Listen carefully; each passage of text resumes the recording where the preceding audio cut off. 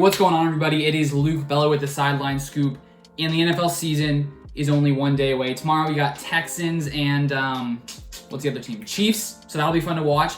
But the main event will be Sunday at 12 p.m. Central. Packers, Vikings, Week 1, NFC North battle. Man, I don't know about you, but I'm pumped. I have been waiting for this for months and months. And if you're pumped for the season, make sure you smash the like button down below. But in today's video, I'm basically going to break down a preview of this game and sort of give what I sort of think are the main keys sort of for each team, some certain matchups and things going on between these teams that I think will be important to look out for and may, take part in determining who comes out with the big old W on Sunday. So let's get right into the video.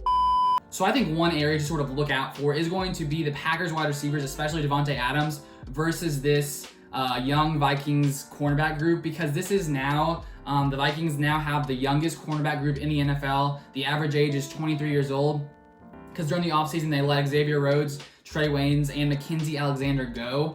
They sort of got rid of some of those, more veteran guys, and now they have tons of young guys. The guy who has the most experience is Mike Hughes, who's only played in 20 games in his last 2 seasons. He's only started in a handful because he's had some injuries as well. So they also drafted some young rookies as well at the cornerback position. So the 4 guys who could sort of be in there, I don't exactly know who will start exactly. Maybe you do, I don't. But it's going to be Mike Hughes, Holton Hill, Jeff Gladney, and Cameron Dantzler, I believe. And so all 4 of those guys combined only have about 1,000 defensive snaps. So they're a very inexperienced group. And that doesn't necessarily mean they won't do good this week. I mean, I just think it's more likely for, a young group, in their first game sort of being together and stuff. I think they're going to have some things to work through. So this could be an area where the Packers could sort of take advantage with Davante, of course, being one of the best wide receivers in the NFL, no question. And then, of course, my boy, Allen Lazard. Got to show the card. You got rookie Allen Lazard card. But anyways, Allen Lazard, Davante Adams. I think this is going to be an area where the Packers can sort of take advantage. Of course, the Vikings do have, one of the better safety duos in the NFL. But considering their cornerbacks are a little bit inexperienced this year, I think this could be where Aaron Rodgers could, sling some TDs in this upcoming game. Stop it. Get some help. And so the next area I think that we need to take a look at is going to be this Vikings D-line versus this Packers offensive line. Because for Aaron Rodgers to basically be able to have the time to throw the ball to Davante, to Allen Lazard, to Marquez Valdes-Scantling, to toss it out to Aaron Jones, for Aaron Jones to be even able to run the ball, this Packers offensive line needs to hold up. And I think that the left side is stacked. It's one of the best, I'd say, in the NFL. We got David Bakhtiari at left tackle, Elton Jenkins at left guard, and Corey Linsley at center. And so I think that left side is pretty stacked. And the Vikings did just bring in Yannick Ngakoue. I think I said that right. And he's a beast. And so that doesn't necessarily mean that Bakhtiari is just going to handle him. That's going to be a tough battle on the left side of the line. But David Bakhtiari is one of the better left tackles in the NFL. The area that I'm sort of worried about personally is this right side. Because, of course, Brian Bulaga left in this offseason. He's one of the better offensive linemen in the NFL. So the Packers have had sort of some trouble filling that spot. We might have Lane Taylor at right guard. And then, maybe Billy Turner. He's had some injury problems, though, in training camp. And maybe Rick Wagner. He's had some injury problems. So the right side's a little bit fishy, honestly. And so the Vikings have Daniel Hunter, who will be on that side coming at the Packers. And so I'm just hoping they can, sort of hold that side up. Basically, if this offensive line can't hold up, if this right side can't hold up and Daniel Hunter just comes plowing through, Aaron Rodgers might have a tough time throwing the ball to Davante Adams, to Allen Lazard, and Aaron Jones, Jamal Williams, and Mr. Big Legs, A.J. Dillon might also have some trouble running the ball if the Packers can't hold up on this offensive line.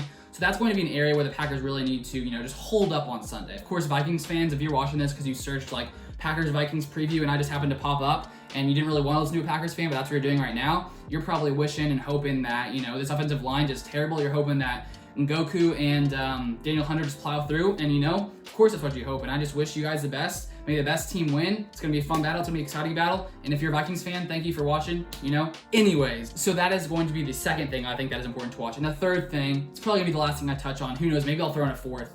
A little bonus at the end. Who really knows? But third thing is going to be Dalvin Cook versus this Packers run defense. Because, of course, as most people know, as Packers fans know, as probably Vikings fans know, you probably watched the game too, Packers just got plowed over, rushed over, ran over in that NFC Championship versus the 49ers, and it was tough. And that's the last time we saw, that was the last time we saw the Packers, and so I'm just hoping that this run defense is improved. I'm hoping that in this offseason, we had time to fix some things up. We have one of the best defensive lines in the NFL, I'd say, with Preston Smith, Zadarius Smith, Kenny Clark, now the highest paid nose tackle in the NFL. I'd say that our line is stacked, our D-line is stacked. And of course, you know, we have very similar players in everywhere else, except of course Christian Kirksey coming in and Tramon Williams being gone. But I'm interested to see if this Packers D can hold up. Because the last time we faced Dalvin Cook, last year was week 2 because he missed the week 16 game because he's injured. That's Dalvin Cook. But he ran for 154 yards on 20 carries against us the last time he played us. So honestly, I mean, considering Dalvin Cook, he is one of the best running backs in the NFL, I'd say, this season. And this Packers defense really needs to hold up against him, to really give this Packers team a chance to pull out the big old W. And so I'm hoping that we're improved. I'm hoping that we can just, at least keep Dalvin Cook contained a little bit, and just sort of be able to, defend against Kirk Cousins as well. But that's going to be another area and a key thing to look out for in this game. So overall, I'd say this is going to be a pretty tough, good game. I'd say both teams are pretty much evenly matched overall. There's not really some sure, I'd say, team that sort of is head and shoulders above the other. I'd say this is going to be a great battle. Come Sunday, we're really going to see sort of what each team has done in the offseason and sort of where our strengths are, where our weaknesses are, and it's going to be a fun game to watch. And if you were to take a look at the odds right now, I think the Vikings are favored like 2.5 points, so it's pretty close. So that is basically what I wanted to touch on in this video. If you guys enjoyed it, make sure you hit the like button down below. If you want to see some more Packers content coming this NFL season, week 1, we got 16 weeks ahead, 17, as long as the season finishes, which I really believe it will because I just have hope and I just always believe. Then make sure you subscribe to the channel down below. I'd be happy to have you. Thank you to all my new subscribers. And also, I will likely be streaming live on Sunday during the game.